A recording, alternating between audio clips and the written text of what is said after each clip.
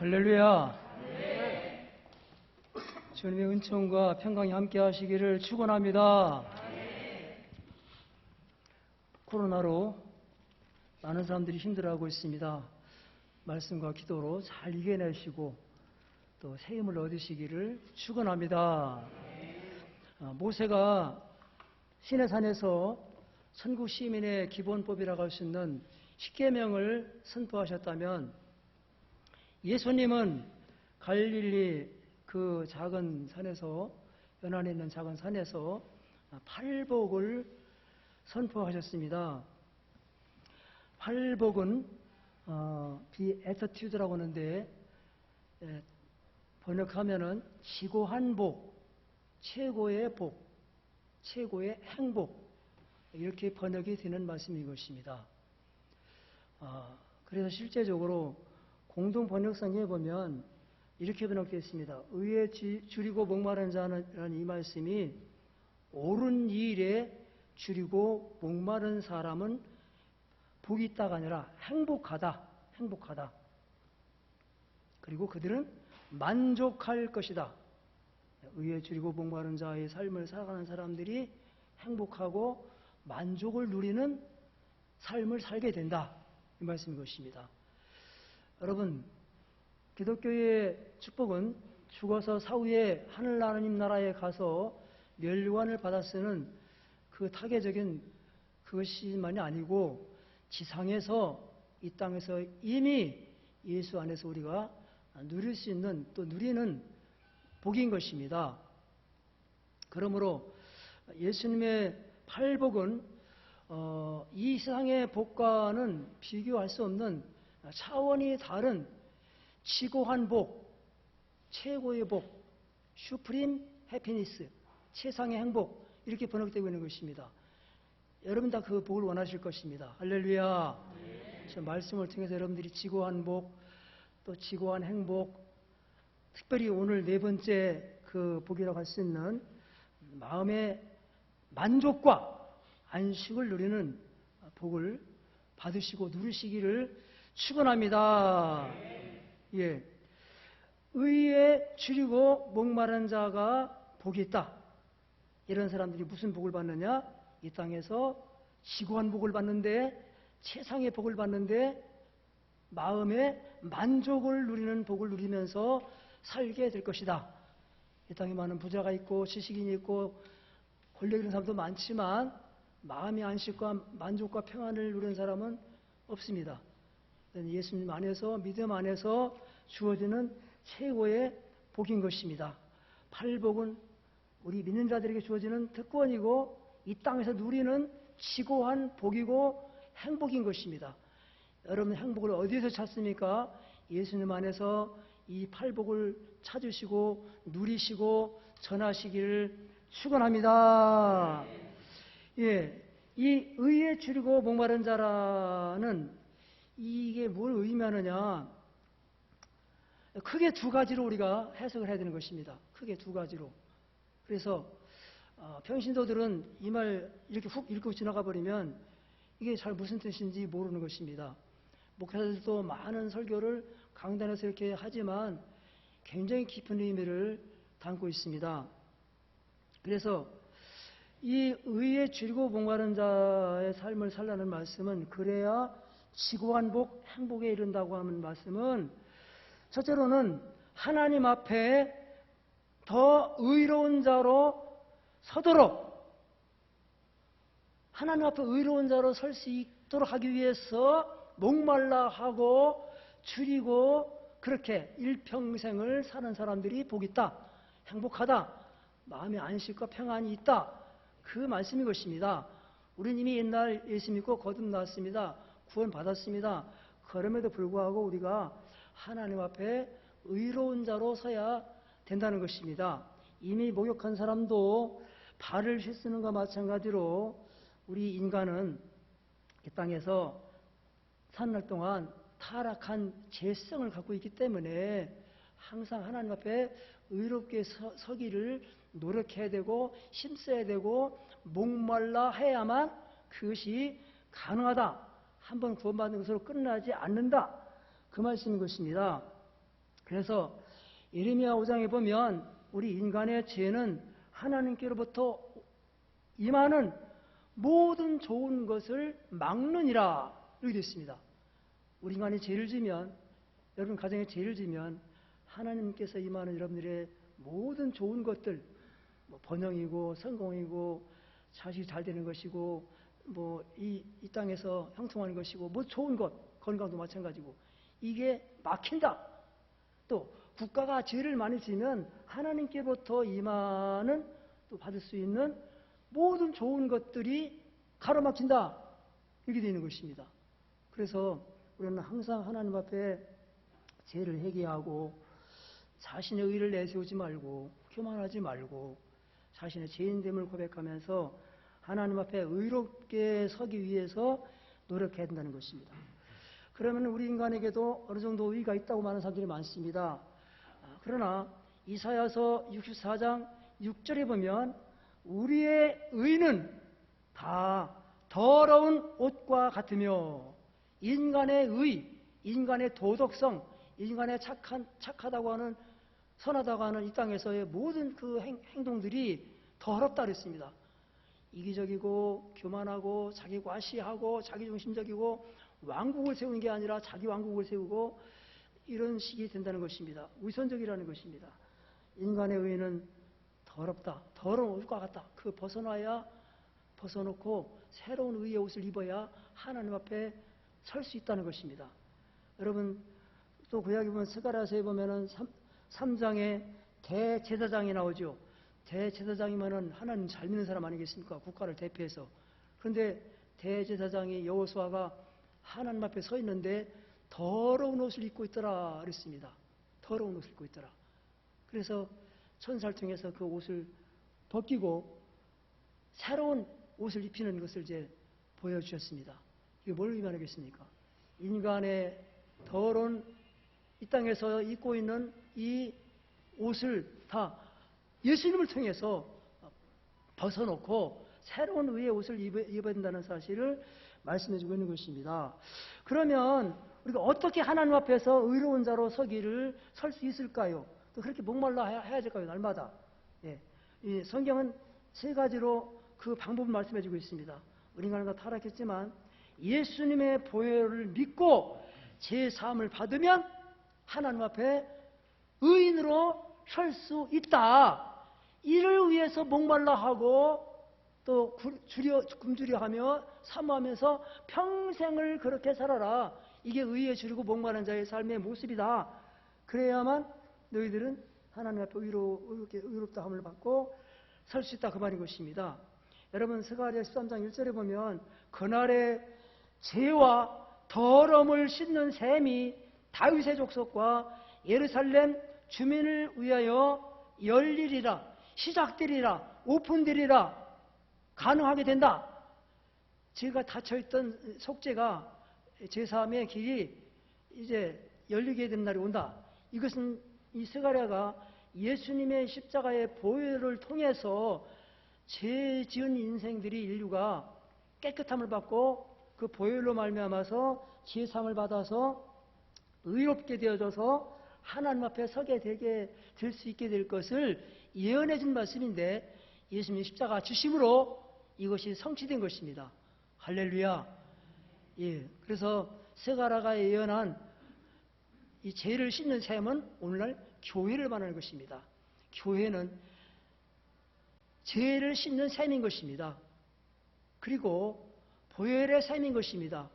예수님 십자가의 보혈이 이 교회를 통해서 우리들에게 속죄함이 이루어지도록 한 것입니다. 여러분, 예배 시간은 죄를 씻는 시간인 것입니다. 우리의 병들고 타락하고 이성의 쾌락에 빠져 있고 인본주의에 빠져 있고 잘못된 이념과 사상과 여기에 빠져 있고 다 우리 인간은 오염되어 있습니다. 여러분, 야고보서 1장에 보면은 하나님 앞에 정결하고 더러움이 없는 경건은 믿음은 바로 세상에 물들지 않는 것이다. 내 자신을 이 땅에 살면서도 물들지 않고 오염되지 않고 이거를 성결과 거룩함과 그걸 지켜나가는 게 이것이 참 경건이다. 참 신앙이다. 그랬습니다. 근데 오늘 얼마나 많은 성도들이, 교회들이 오염되어 있습니까? 인터넷에 오염되고, TV 드라마에 오염되고, 게임에 오염되고, 잘못된 사상에 오염되어지고, 자유주의 사상, 쾌락주의 사상, 오염되어 있다. 그 말인 것입니다. 영성 다 죽어 있는 것입니다. 명목상의 신자는 있지만, 실질적으로 거룩한 옷을 입은 성도가 얼마나 되느냐. 그 말씀인 것입니다. 여러분, 이 시간 예수님의 보혈로 여러분들의 영혼을 깨끗하게 씻으셔서 흰옷을 입으시고 주님 앞에 서시기를, 거룩한 자로 서시기를 축원합니다. 예. 그래서 날마다 하나님을 예배하고 죄를 회개하고 예수님의 보혈로 씻는데 목말라 하고 사모하고 이렇게 일평생 살아가야 너는 행복한 사람이 되고 복 있는 자가 되고 지고한 복을 받게 되고 마음의 만족을 누리는 인생을 살게 된다. 그 다음에 보면 어떻게 했다 우리가 하나님 앞에 거룩한 자를 할 수 있겠느냐. 말씀으로 죄를 수술하고 죄의 세력을 몰아내야 의인으로 설 수 있다. 그랬습니다. 하나님 말씀을 통해서 내 영혼의 죄를 수술해내야 되고 드러내야 되고 또 치유해야 되고 말씀의 빛이 들어와서 내 속에 있는 어둠의 죄가 물러가야만 하나님 앞에 의로운 자로 설 수가 있다는 것입니다. 하나님 말씀은 살아있고 또 활력이 있어 좌우의 날선 어떤 검보다도 예리하여 인간의 혼과 또 영과 관절과 골수를 찔러 쪼개기까지 하며 모든 것이 하나님 앞에 다 벌거벗은 것 같이 드러내주는 것이 하나님의 말씀이다. 그랬습니다. 우리 인간의 영혼은 하나님 말씀으로 깨끗해지고 의로워지고 그래서 우리는 일평생 하나님 말씀으로 거룩하고 깨끗해서 하나님 앞에 의로운 자로 서기를 사모하면서 목말라 하면서 이렇게 살라는 것입니다. 그래서 매일같이 말씀을 큐티해야 되고 또 설교 말씀을 들어야 되고 그러는 것입니다. 잠언 29장 18절 말씀에 보면 묵시가 없으면 백성이 방자히 행하게 되느니라. 여러분, 이 말씀이 다른 번역 성경에는 따라하십니다. 계시의 말씀이 없으면 백성들이 타락한다. 뭐가 없으면요? 계시의 말씀이 없으면 백성들이 타락해서 마구마구 절제력을 상실하고 마구 산다는 것입니다. 여러분 가정에 계시의 말씀이 없으면 여러분 가정이 무너지는 것입니다. 맨날 부부싸움하고 맨날 그냥 예배도 참석 안 하고 또 신앙생활도 적당히 하고 인터넷 예배 들으면 더 좋다고 그러고 큰일 나는 것입니다. 여러분, 이 성경 말씀을 기록된 말씀이다 이렇게 말씀하죠. 이 기록된 말씀. 이 기록된 말씀은 푸틴 대통령도 갖고 있어요. 그 양반도 정교의 신자거든요. 연설에도 성경 말씀 인용하더라고요. 그런데 계시의 말씀은 그 사람한테 없어. 그래서 전쟁이 이렇게 가고 저러고 있는 거죠. 독재자가. 여러분, 이 기록된 말씀은 설교를 통해서 묵상을 통해서 살아있는 말씀으로 계시의 말씀으로 나한테 와 닿게 되고 믿어지게 되고 그 말씀이 나를 수술하게 되고 어둠을 몰아내게 되고 나로 하여금 결단하게 하며 또 용기를 얻게 하고 미움도 물러가게 하고 남을 사랑할 수 있는 마음 생기게 하고 이게 계시의 말씀이 있어야 이게 되는 것입니다. 여러분, 우리 그러므로 크리스찬들은 이성으로 살지 않고 계시로 산다는 말씀이지 않습니까? 이성의 지식이나 말씀의 지식이나 경험이나 돈이나 이런 걸 사는 게 아니라 계시의 말씀, 이 기록된 말씀이 이 설교를 통해서 묵상을 통해서 살아있는 말씀으로 나한테 와서 이 움직이는 역사하는 말씀 이것으로 살아야 된다는 것입니다. 그러므로 예배 시간은 계시의 말씀이 임하는 시간인 것입니다. 할렐루야. 계시의 말씀이 임해야 여러분 예배가 의식으로 끝나지 않고 그냥 왔다 가는 거 끝나지 않고 이 말씀이 계시 말씀으로 임해야 믿어지고 새 힘을 얻게 되고 세상을 이길 능력을 갖게 되고 죄를 잘라내게 되고 그래서 하나님 뜻을 분별하게 된다. 여러분 날마다 계시의 말씀으로 살아가기를 사모하시고 목말라 하시기를 축원합니다. 사람은 떡으로 사는 물질적 존재가 아니라 하나님 계시의 말씀으로 살아가는 영적인 존재인 것입니다. 여러분 가정에 성경 말씀이 아무리 있으면 뭐 하겠습니까? 읽어야 되고 묵상해야 되고 말씀 들어야 되고 이래서 이 말씀이 나에게 계시 말씀을 와닿아야 비로소 이게 나는 영적인 신자가 되어서 하나님 앞에 거룩한 자로 의인으로 설 수가 있다 이 말씀인 것입니다. 세 번째로 우리는 성령의 능력을 받아서 죄의 세력을 몰아내므로 의인으로 설 수가 있다 그랬습니다. 여러분 성령을 받아야 우리는 비로소 죄를 이기며 살아갈 수 있는 능력의 사람이 된다. 창세기 4장 7절에 보면 하나님께서 가인에게 말씀하죠. 네가 선을 행하지 아니하면 죄가 내 문 앞에 엎드려 있느니라. 죄가 너를 원하고 있다. 죄의 세력이 너를 잡아먹으려고 하고 있다. 죄가 너희 가정을 삼키려고 하고 있다. 죄가 너희 나라를 집어삼키려고 있다. 죄가 너희 기업을 삼키려고 있다. 그러니 너는 그 죄를 다스려라. subdue, 정복하라. 물리쳐라. 이겨라. 지지 말고 이겨라. 가만히 있지 말고 싸워라. 그런데 우리 이길 힘이 있어야죠. 우리 육체를 가진 인간이 죄성을 가진 인간이 어떻게 죄를 이기냐 그 말인 것입니다. 그래서 하나님께서는 성령을 받아라. 성령을 받으면 너는 죄를 이길 것이고 세상을 이긴다. 능력을 받는다. 죄를 이길 능력, 병을 이길 수 있는 능력, 세상을 이길 수 있는 능력을 받게 된다는 것입니다. 누가복음 24장 49절에 보니까 볼지어다 내가 내 아버지께서 약속하신 것을 너희에게 보내리니 너희는 위로부터 따라하십니다. 능력으로 옷 입을 때까지 이 성에 머물라. 성령 받는 것을 능력의 옷을 입는 것으로 말씀하고 있습니다. 그만큼 성령 받으면 능력이 많은 것입니다. 여러분 그래서 우리는 이 말세에 특별히 성령을 받아야 되는 것입니다. 오늘날 말씀 신자는 많은데 성령 신자는 자꾸 줄어가고 있습니다. 그게 문제인 것입니다. 여기 기독교 TV를 제가 자주 보거든요. 그런데 깜짝 놀랐어요. 우리나라 기도가 지금 다 죽었다는 것입니다. 여기 칠보산 기도원 다 문 닫았죠. 저 계룡산 기도원 문 닫았죠. 또 뭐 하늘산 기도원 그렇죠. 오살리 기도원은 괜찮은 줄 알았거든요. 거기 10,000명씩 모이던 교회 거기요 막. 우리들 나 교인들 다 데리고 가서 30금식 기도 거기만 했던 그 기도원인 것입니다. 그런데 아무리 안 모여도 5,000명 이상 모였던 그 오살리 금식 기도원이 지금 폐쇄됐다고 그래요. 그리고 행사 있을 때만 모이는데 300명, 500명 밖에 안 모이네 그것도. 그 한국의 교회 영적 현수소가 그거밖에 안 된다는 것입니다. 그러니 능력이 없죠. 큰일 났죠. 다시 중세기 수도원의 영성으로 돌아가야 된다는 것입니다.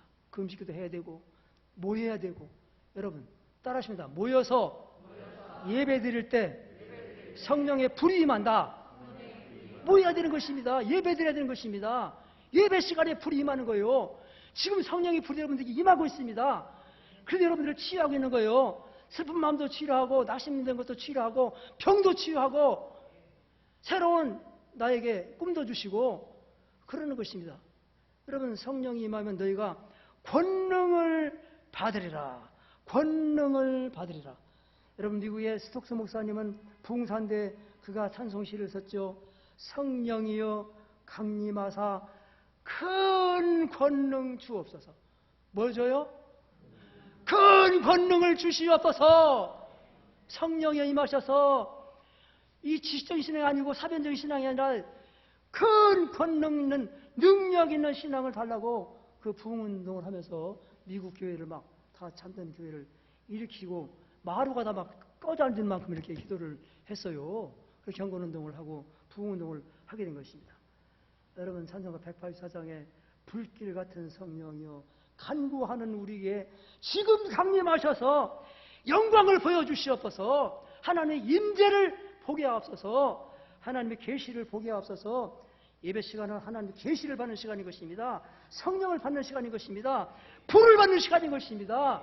하나님의 성령은 불같이 바람같이 역사하는 것입니다. 그래서 우리들에게 능력을 주신다. 지금 강림하셔서 영광 보여주시옵소서. 성령의 임하사 우리 영혼의 소원을 만족하게 하여 주시옵소서. 불로 응답하여 주시옵소서. 여러분, 성령은 예배할 때 임하는 것입니다. 오순절날 모여서 예배드리니까 성령의 불이 임하고 방언을 하고 예언을 하고 막 나눠주고 교회가 부흥되고 5,000명 막 이렇게 수를 헤아렸을 만큼 부흥된 것입니다.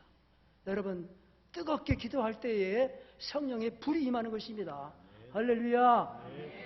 일례시단에 불로 응답하옵소서. 불로 응답하옵소서. 불이 임했잖아요. 불이 임했습니다. 그런 기도를 해야 된다, 그 말인 것입니다. 여러분, 불로 응답해달라고 기도하면은 하나님의 불이 임하는 것입니다. 여러분, 하나님을 간절하게 찬양할 때에 불이 임하는 거예요. 여러분, 우리 성가대 찬양할 때 내가 먼저 은혜 받는 거예요. 내가 찬양하다가 불이 임하고 성령이 임하고 치유가 이루어지고 세임을 얻게 되고, 그 굉장히 중요한 겁니다. 좀 성가대 더 앉았으면 좋겠네. 아무튼 성령이, 하나님을 찬양할 때에 성령이 임했습니다. 바울과 실라가 감옥에 있지만 하나님을 찬양하는데 성령이 임하고 지진이 일어나더라. 지진이 일어나더라. 여러분, 사탄의 신령이 무너지는 소리예요. 마귀가 물러가는 소리예요. 묶인 것이 열리는 소리예요. 찬양할 때 그런 역사 나타나는 겁니다. 찬양은 능력이 있습니다. 저도 기도가 안 나오면 집에서 그냥 찬양하다 말아요. 그냥 찬양하면 참 힘이 생기고 지진이 일어나고 그 어두운 마음이 다 물러가는 것입니다.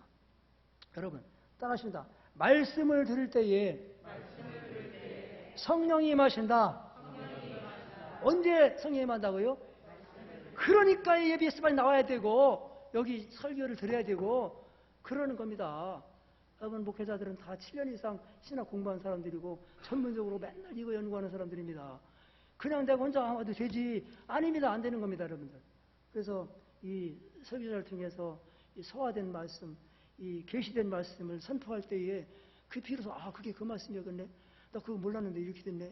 이렇게 깨달아지고 각각 믿음의 분량에 따라서 환경에 따라서 달리 임하게 된다. 이 말씀이었습니다. 우리의 신앙이 사변적이지 않고 이 영적이고 이 성령 신앙, 이 말씀 신앙 그 함께 성령 신앙, 능력 있는 신앙이 되시기를 주의 이름으로 축원합니다. 그래서 하나님의 성령은 불과 같고 하나님 말씀은 불과 같고, 그래서 예배 시간은, 말씀 듣는 시간은 불을 받는 시간이고 계시를 받는 시간이고 계시의 말씀, 깨달은 말씀이 나를 치유하는 시간이고 그런 것입니다. 그렇게 되기를 사모하라. 목말라 하라. 그러면 너는 더 거룩해질 것이고 깨끗해질 것이고 더러운 옷을 벗겨질 것이며 더러운 영혼은 깨끗해져서 하나님 앞에 더 가까이 서게 될 것이다. 그렇게 사모하며 사는 사람들이 복 있는 사람이고 지고한 복을 받은 사람이고 행복한 사람이고 마음의 안식과 만족을 누리게 될 것이다. 할렐루야. 여러분, 여기까지만 하면 나하고 하나님 사이의 수직적인 관계만 이제 정립되는 겁니다. 그 두 번째가 뭐냐면은 이 말씀에 의에 지르고 목마른 자로 살아가라는 이 말씀의 또 하나의 중요한 의미는 따라하십니다. 하나님의 의롭고 선한 일에 목말라 하라. 이게 그 뜻입니다, 여러분들. 의에 지르고 목마른 자 무슨 뜻이라고요? 하나님의 의로운 일, 착한 일, 선한 일에 목말라 하고 그걸 붙들고 그를 실행하고 날마다 그렇게 살아가기를 목말라 하고 또 주려하고 그러라. 그러면 네가 행복할 것이다. 그러면 너는 만족함을 누리며 살게 될 것이다. 이 말씀인 것입니다. 여러분, 그래서 예수님 이 땅에 왜 오셨습니까? 사도행전 14장에 보면 38절 보니까 하나님의 나사렛 예수에게 성령을 기름 부터 하셨음에 그가 두루 다니시며 선한 일을 행하시고 하나님의 나라를 선포하시고 마귀의 일을 멸하시고 말씀을 가르치시고 가난한 자, 병든 자들을 고치셨느니라. 이게 선한 일이다. 마태복음 4장에 보면은 하나님의 선한 일을 세 가지를 말씀하죠. 예수님께서 세상에 가셔서 천국 복음을 전파하시니라. 전도하시고 선교하셨다는 말씀이죠. 또 말씀을 가르치시니라. 하나님에 대해서 가르치시고 윤리에 대해서 가르치시고 예배에 대해서 가르치시고 복에 대해서 가르치시고 헌금에 대해서 가르치시고 그 선한 일인 것입니다. 그 다음에 예수님께서 가난한 자, 병든 자를 고치시니라. 봉사하셨습니다. 그게 우리 크리스찬들이 이 땅에 살면서 일평생 사모해야 되고 수행해야 될 일인 것입니다. 여러분, 미국 사람들이 이렇게 우리나라에 복음을 들고 건너와서 선한 일을 했습니다. 이 땅 위에 교회를 그렇게 많이 세워줬습니다. 이 땅 위에 최고 좋은 병원을 세워줬습니다. 이 땅 위에 최고로 좋은 학교를 세워줬습니다. 그래서 우리가 그 복을 우리 지금 다 누리고 있는 것입니다. 여러분, 그게 다 선한 일인 것입니다.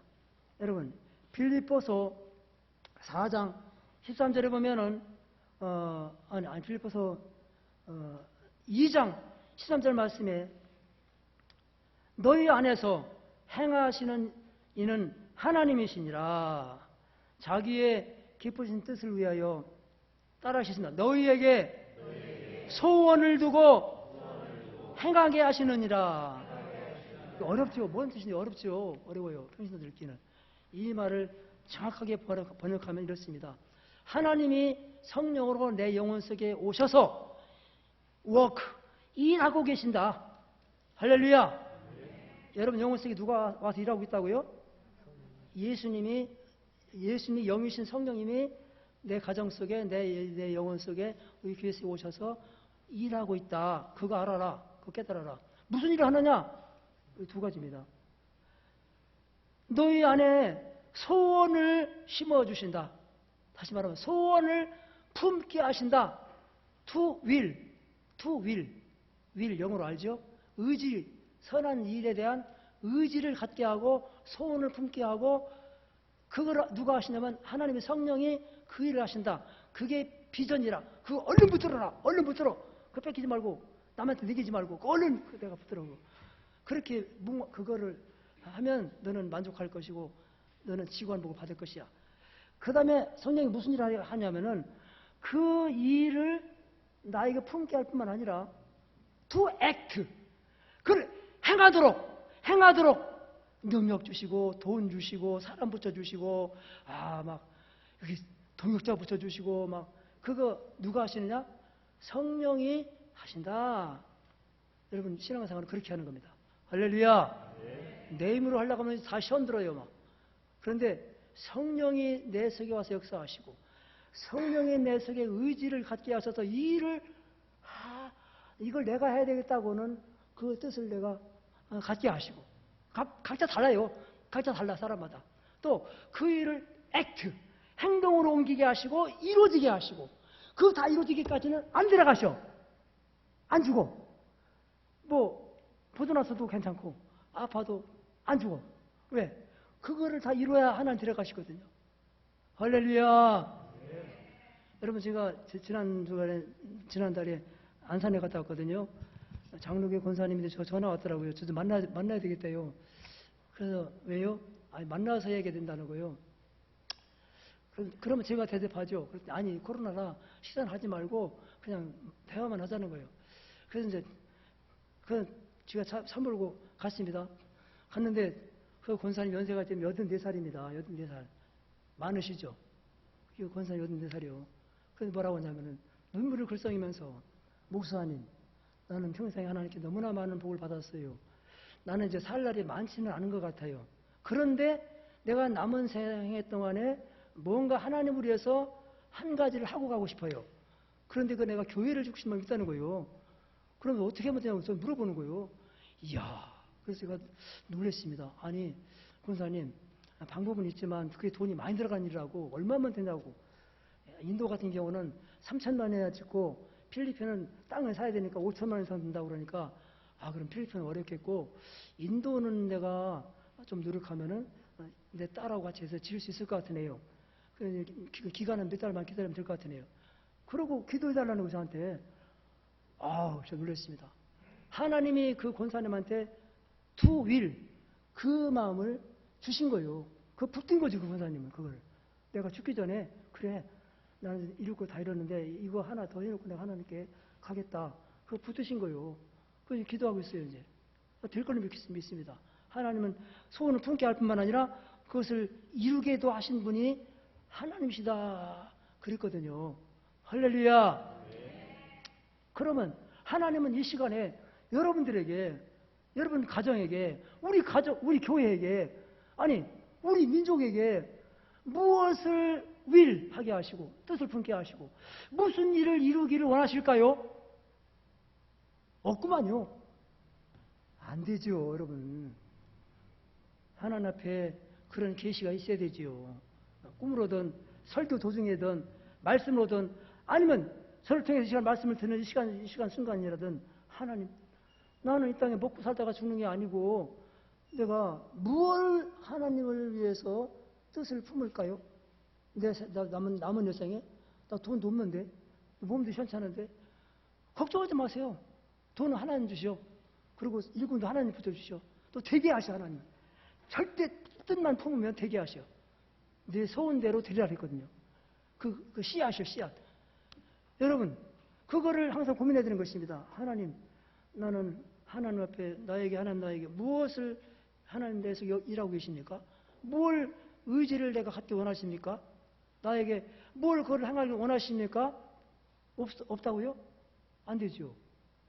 여러분, 우리 교회는 직원이 지금 100명이 넘어요. 100명이 넘어. 뭘 못하겠어? 제 동생 이번에 장로식 하거든요. 그건 시골 교회예요. 제가 옛날에 같이 간 교회인데 정말 피눈물 흘리고 그 교회 해주겠어요. 저도 그게 생각하면 지금 막 눈물이 막 나와. 얼마나 고생 많이 했던지. 그랬는데 그 교회가 이제 그 당시에 100명 가깝게 모였었는데 지금은 다 이사가고 돌아가시고 30명쯤 남았대요. 그 중에서도 이제 교회 실제 나오는 사람은 한 20명쯤 된대요. 근데 이제 제 동생이 이번에 장로가 되고 또 옆에 권사님 되시는데 전화가 왔더라고. 어떻게 하면 전화하고. 어떻게 하면 어떡하냐. 네가 알아서 해라. 그런데 이제 시골 농촌이니까 돈이 없죠. 근데 지네기가 차가 없대요. 차를 사고 싶다는 거예요. 그러면 어떻게 해봐. 상의해서 또 혼자 못하면 같이 하든지. 그러더니 상의한다더니 아이고 새 차 살라고 그러니까 뭐 거의 4,600만 원 못 사갔더래요. 스타렉스 그 12인승 있잖아요. 4,000 못 산대요.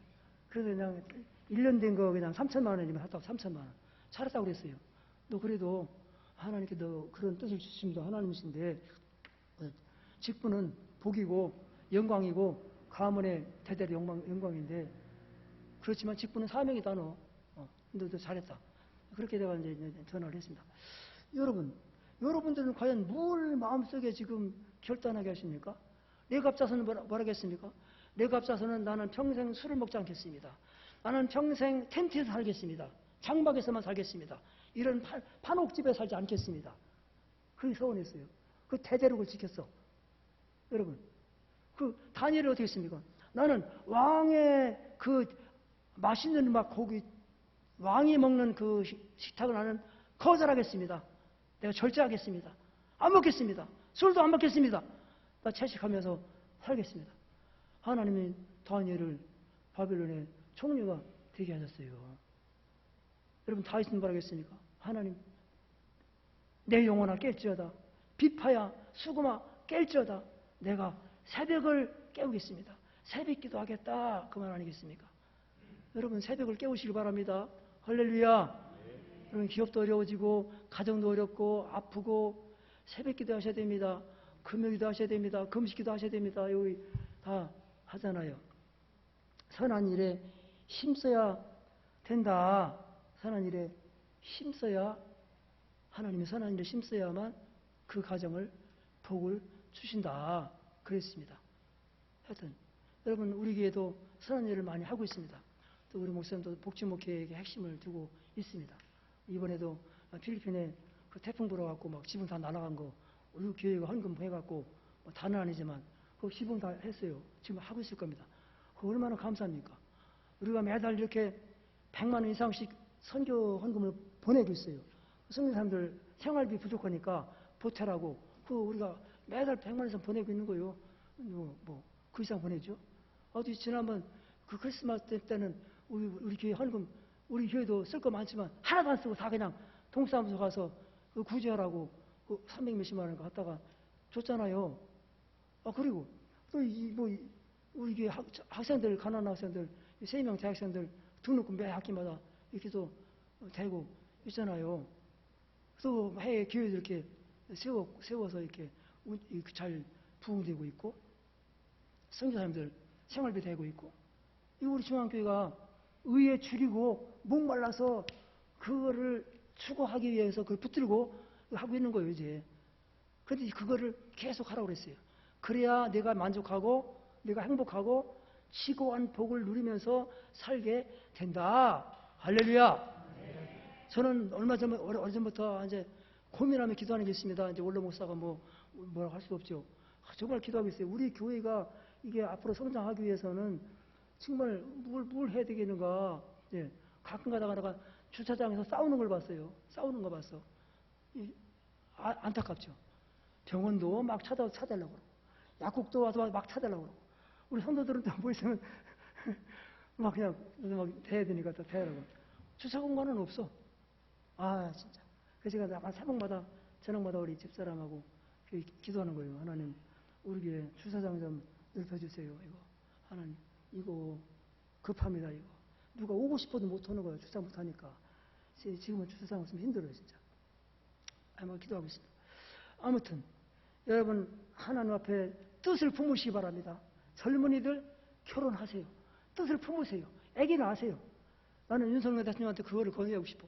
앞으로 취직시험 볼 때, 자기기업 공채할 때, 공무원 시험 볼 때, 결혼한 부부, 애기 낳은 부부는 가산점 5점, 둘 낳았으면 10점.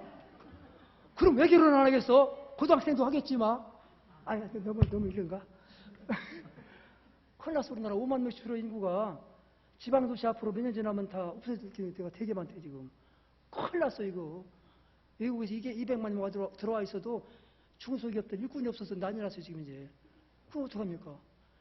여러분, 교회가 일을 해결해야 돼요. 서울에는 몇몇 교회들이 모였더라고요.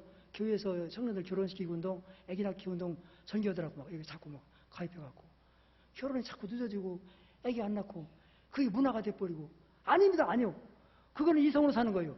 계시의 말씀은 부모를 떠나라, 결혼해라, 애기 낳아라, 나에게 낳아라, 마구마구 낳아라. 내가 책임지겠다. 그게 진리입니다. 그게 계시입니다. 할렐루야. 네. 여러분, 병들어서 아픕니까? 참 힘들죠. 나이가 많으면 담도 아프고 고혈압도 아프고 신경성도 아프고 관절염도 아프고 자꾸 아파요.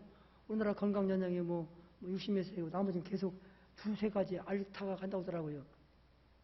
그런데 하나님의 교회는 여기가 병을 치유하는 곳입니다.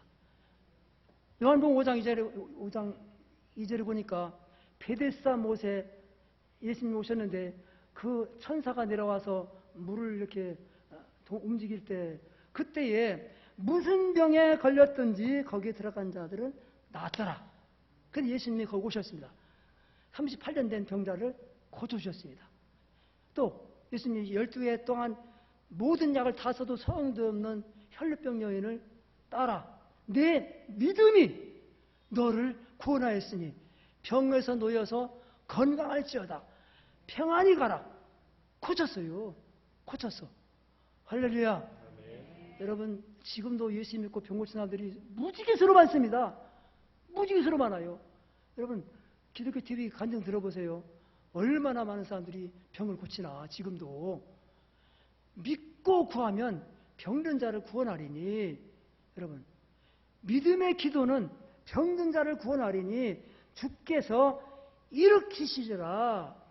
혹시 죄졌어도 사함을 받으리라. 병든 자가 있느냐? 기도할지니라. 장로님들, 그러니까 목사님들이죠. 초청에다가 같이 예배를 드리고 기도하라. 안수하라. 병든 자가 나으리라. 기독교는 신의 종교입니다. 병 고치는 종교요. 영혼의 병도 병이지만 육신의 병도 병이고 믿음으로 병이 낫습니다. 성교교회의 사중복음은 신의의 복음입니다. 여러분, 신의의 은혜를 믿으시고 맨날 아프다고 하지 마시고, 물론 의학도 수술할 거 하고 하시지만 하나님 앞에 정말 간절한 마음으로 나의 병을 고쳐달라고 그렇게 하시길 바라는 것입니다. 그 찬송가 있죠? 주여 나의 병든 몸을 지금 고쳐주소서. 모든 병을 고쳐주마 주 약속하셨네. 내가 지금 굳게 믿고 주님 앞에 구하오니 주여 크신 권능으로 고쳐주소서.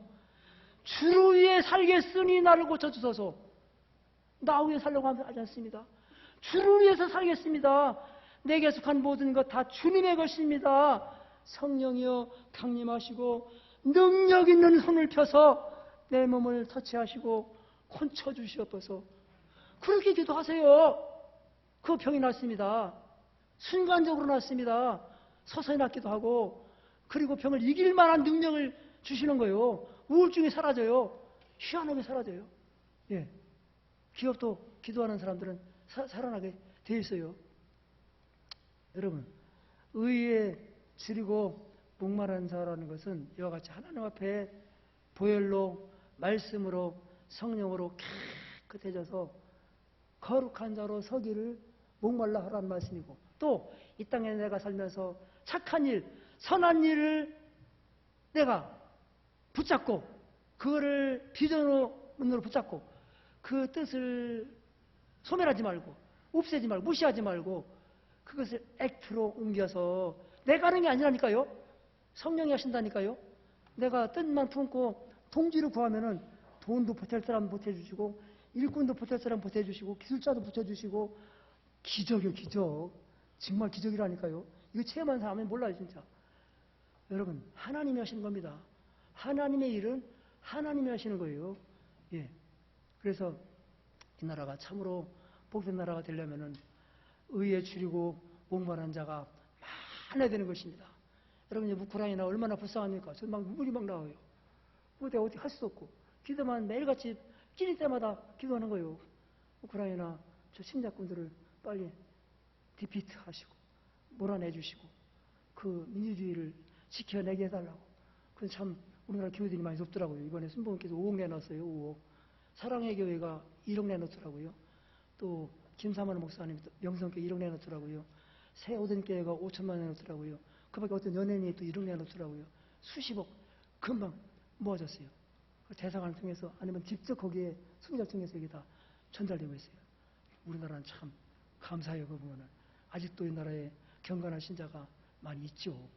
이번엔 윤석열 대통령 당선자 그 김건희 또 영부 되신 분도 예수 믿고 하나님 주시는 지혜로 이 나라의 자유민주주의를 정말 잘 지켜내고 기업들이 살아나고 고용이 창출되고 그래서 화합을 이루어가지고 공산주의를 잘 이겨낼 수 있기를 바라는 것입니다. 여러분, 무슨 병에 걸렸든지 그 예수님께 나온 자들은 다 고침을 받더라. 다 고침을 받더라. 여러분, 성경에 그렇게 나왔어요. 여러분, 나는 불가능하지만 의사 선생님은 불가능하지만 하나님은 전능하십니다. 내게 능치 못할 일이 있겠느냐? 하나님은 전능하십니다. 하나님은 지금도 성령으로 임재하시고 계시로 임재하시고 예배 시간은 계시 받는 시간, 계시의 말씀을 내가 받는 시간, 계시의 성령을 받는 시간. 그러므로 성도는 이성적인 지식으로 사는 게 아니라 인본주의로 사는 게 아니라 계시로 살아야 되고 계시의 말씀과 성령으로 살아야 되고 그 능력으로 세상을 이기면서 병을 이기면서 그 주님이 주시는 그 선하고 착한 뜻, 그게 뭔지 자기만 알아. 하나님께서 특별히 그 사람에게 그걸 명령하셔. 감동을 주셔. 이 시간 여러분들에게 각각 사람에게 그런 감동이 올 거예요. 그거 소멸하지 마시고 그래! 나도 이제 남은 인생에 이거를 내가 의지로 내 비전으로 품고 이걸 내가 누구랑 같이 공유하면서 이거를 이루면서 살다가 하나 오라고 하시면 내가 가겠다. 이렇게 하시기를 주의 이름으로 축원합니다.